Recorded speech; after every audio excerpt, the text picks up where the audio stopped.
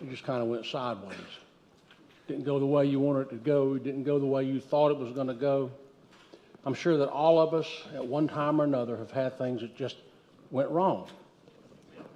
Like trying to figure out how to make ends at the end of the month. Or try to make ends at the end of the week before you get to the end of the month. Or you may have had to make a hard choice on medicine. Am I going to get this or that? Or am I going to skip it all the way around? Maybe sometimes it got so bad you just thought, well, I'll just run away and leave. I'll just go.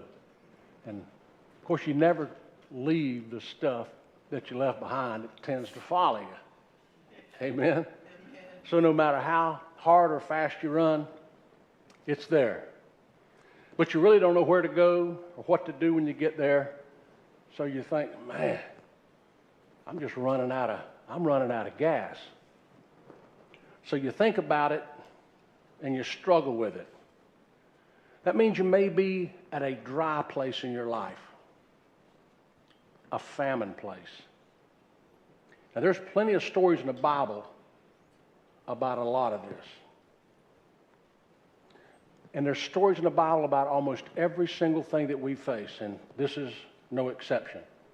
We're going to see how to deal with famines that may come up in our lives. Well, let me say that probably will come up in your lives at one time or another. And here's a story. It's about one man. Now, there's a lot of stories about this. And this one man, there's a lot of stories about his father and him. And we could go branches off all over the place. But as you know my style, I like to focus on one thing. When there's 10 other things there, we'll come back to those 10 one at a time, because I want you to walk out of here not with a mouthful, but with a body full, just eating the right amount at each time. This is a story about a man named Isaac. So who is Isaac? He's in Genesis, way in the front of the book. You know, after creation of Adam and Eve, and then the flood from Noah, one of Noah's descendants is Terah. And Terah was an idol worshiper. And he had a son named Abram in Genesis 11. And they lived in this place called U-R, and it's way down now in what is current Iraq. Back where the Tigris and the Euphrates rivers come together, it's way down there. And Terah was moving with his family towards the promised land, but he stopped in a place called Haran, which means scorching. So he decided to stay there. But God spoke to Abram, Isaac's father.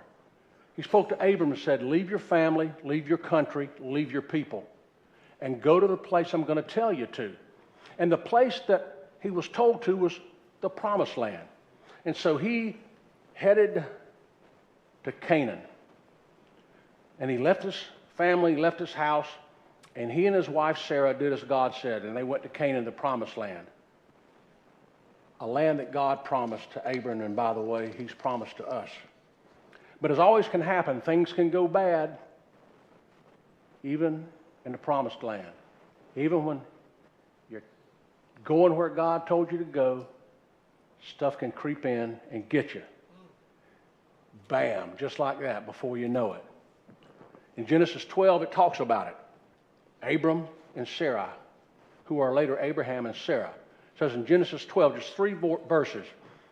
Now, there was a famine in the land, and Abram went down to Egypt to live there for a while because the famine was severe. And he was about to enter Egypt. He said to his wife Sarah, I know what a beautiful woman you are. When the Egyptians see you, they'll say, this is his wife. And then they'll kill me, but they'll let you live. So say you're my sister, so that I'll be treated well for your sake, and my life will be spared because of you. So there was a famine in the promised land. I mean, it was in a spot that was going good, and all of a sudden, there's a famine. And what once was more in a famine is now less. What once was better in a famine can get worse. Watch what once was wet in a famine can get dry really quick. What was easy became hard, and what smooth was rough. And Abraham fled with his wife to Egypt. Now, I want to tell you, God didn't tell him to go there. He went on his own. God didn't say, go to Egypt. But you know, when we face famines in our lives, we can go somewhere we know we probably shouldn't go. We can head a direction that we probably shouldn't head. It's easy to do because we get anxious, we get upset, and it's what am I going to do, what am I going to do, what am I going to do? Abram went on his own. And he really wasn't a good chap in telling them, just say you're my sister so they won't kill me. Yeah. They got out of there, and Abram came back and had his son Isaac. Now, there's hundreds of stories in between when this happened, but he came back and he had Isaac. And you got to remember that Isaac was his only son born by Sarah. Here's what it says in Genesis 22. Sometime later, God tested Abraham, and he said to him, Abraham. Abraham said, here I am. And God said, take your son, your only son, who you love, Isaac, and go to the region of Moriah, sacrifice him there as a burnt offering on a mountain I'll show you. So God's got Abram back, and he's got him refocused, and now he's telling him where to go. Like he told him, leave your family, leave your land, go where I'll show you. Now he's saying, take your son, your only son, and go to the area where I'm showing you. So God asked Abram to sacrifice his son Isaac on a mountain. And he stopped the sacrifice at the last second because God provided a ram in the bushes. You see, Abraham was back in plenty. He had a son. He was back in the promised land. And he was going to kill his son based on what God said. You see, he must have been thinking, but I'm going to kill my son because you're saying so. I'm going to be back in a famine. But he went ahead and did what God said. And he promised Abram that the descendants would be more numerous than the stars in the sky, and the nations would be blessed through him. So he does not sacrifice his son. He obeys God again when God says, stop, I've got a ram for you.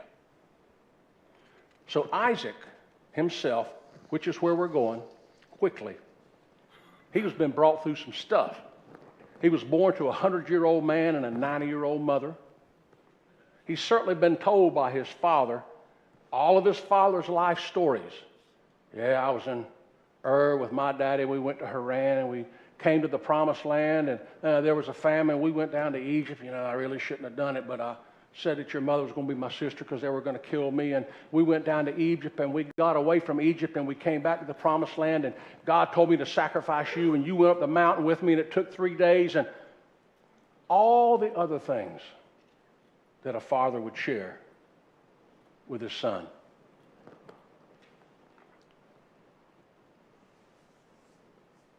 And Isaac remembers carrying the wood up the mountain. He remembers preparing the altar. He remembers being tied up. And his father dies. And if this wasn't enough, while Isaac is in the promised land, Genesis 26:1 says this. Now there was a famine in the land, beside the previous famine in Abraham's time. You see, things turn to come around. That they seem to cycle. And you wonder if Isaac had been told by his father about the previous famine, and he said, man, Isaac, I really messed up then. Shouldn't have done it that way. I should have done it another way. I thought about it. You know, as you get older, you can kind of ruminate a little bit and maybe try to pass something down to your son or your daughter to try to make it better. But you see, there was a famine in the land, in the promised land again. So things can go wrong no matter where you are, no matter what you're doing. And you know, a famine takes some time to come. It's not like you wake up tomorrow morning and there's a famine. It's kind of a slow process, like a hurricane coming off the coast of Africa. it's coming. And, here there's dry land and the crops. And this year the crops don't produce as much. And next year the livestock is not quite as good as it was. And it's not like it's good today and bad tomorrow. You can see a famine coming. And it doesn't have to be just food. It can be a lot of things. It can take a while. You can start running out of money, lose your job, get sick. You can see this coming. And anxiety builds, and maybe it's more and more as the time comes, and then as anxiety builds, you get fear, and as fear comes, you get worry and despair, and you can't sleep at night. And then you start saying to yourself, if you're honest, and I'll tell you, I'm going to be honest with you, you think about, what am I going to do? You'll lay in bed and say, what am I going to do? How am I going to get through this? So what does Isaac do? Well, he did what his father did. He headed towards Egypt. He was using the same playbook. You'd have thought he was Shooter Sanders, taking over from the coach. Here's what it says in Genesis 26:1. Now there was a famine in the land beside the previous famine in Abraham's time. And Isaac went to Abimelech, the king of the Philistines, in Gerar. Now the Philistines are not their enemies yet, but they're going to be. They're about to be. And so he heads to Egypt, but he stops on the way in this place called Gerar. And in this place called Gerar, the Hebrew word calls it a couple of things. One is a lodging place. But if you dig to the root word of Gerar, a lodging place, it means to drag away, like from the promised land. It also means to chew the cud. And then you go one further, it goes to chew or grind the teeth in digestion and to bring up the cud. Bringing up the cud is bringing up digested food. See, God did not tell Abraham to go or not go to Egypt. Abraham went on his own. And it can be seen as a lack of belief in Abraham's belief of God and his provision. But God did speak to Isaac as Isaac is heading to Egypt, and he stops in Gerar to drag away, to bring up the cud, to chew. He stops and God speaks to him. Now I want to tell you that you can lay in bed and worry about what you're going to do, and you can start down a path that you think might be the path for you. But listen for God as you move. Listen for God as you take every step. Here's what he said to Isaac. It's in Genesis 26. The Lord appeared to Isaac, and he said, do not go down to Egypt. Live in the land where I told you to live. He said, stay in this land for a while, and I'll be with you, and I'll bless you. For to you and your descendants I'll give all these lands, and I'll confirm the oath I swore before your father Abraham. I will make your descendants as numerous as the stars in the sky and give them all these lands, and through your offspring all nations on earth will be blessed. Because of Abraham obeyed and did everything I required of him, keeping my commands, my decrees, and my instructions. So it says, Isaac stayed in Gerar. God was saying, don't do it like your father did it. I know he told you about the famine. I know he told you about going down to Egypt, and it worked for him, but it's not going to work for you that way. Do not go to Egypt. Stay right here. I'll be with you right here. I'll bless you right here. I'll give you this land right here. Don't run. Slow down. Stay here. Give me a chance. He's saying to Isaac, in a famine, in a land that's not his, with a Philistine king there, he said, I want to change you, Isaac. I want to change you in the middle of a famine. He's saying, Isaac, stay here. I want to bless you in the middle of a famine. I want to show you how it could be different than what you think it has to be because of what you've been told. The promised land I had for your father, and I have it for you. Stay here, have faith. I'll tell you what I'll do. I'm going to bless you right here. He's saying, have faith. So Isaac stayed in Gerar. So is God asking you to work something out? Is he telling you, no, don't run anymore? Don't flee? Don't try to get away from, because the next city you go is going to have it. It's just going to be a different flavor.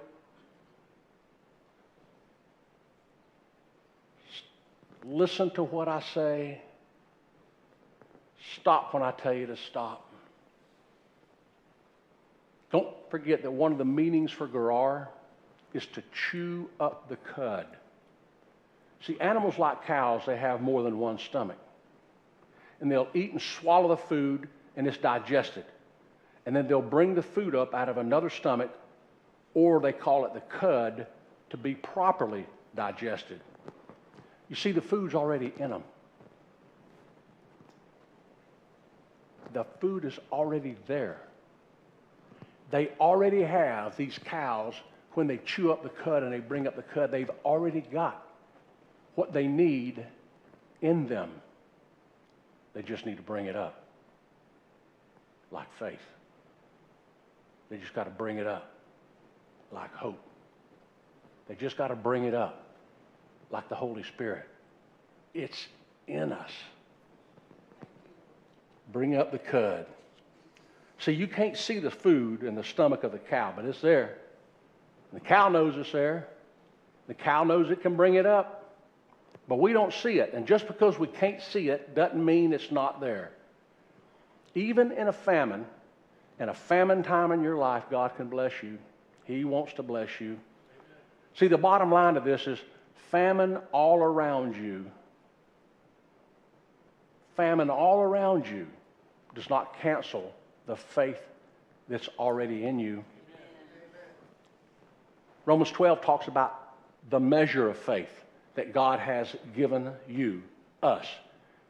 And it's not the saving faith I'm talking about.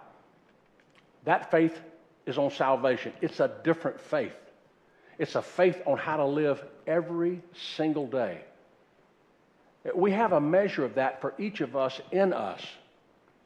And a famine around us doesn't cancel that faith that's already in us. You see, Isaac stayed in Gerar.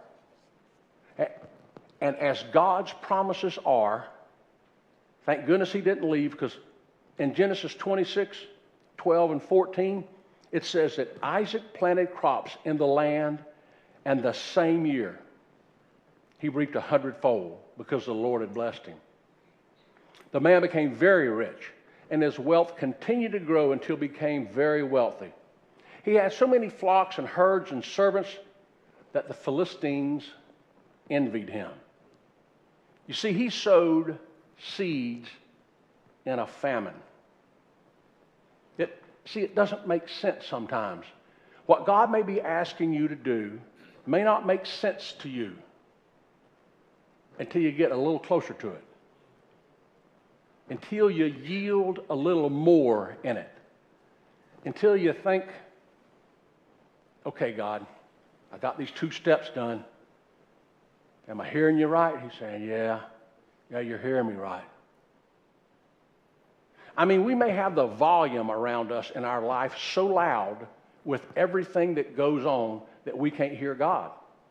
We may have more stuff going and more apps and more TVs and more internet and more work and more dysfunction. We got to stop and just listen, especially when we're in a famine. Especially when we're heading towards a famine like you can see it coming. It's not a famine tomorrow, and today's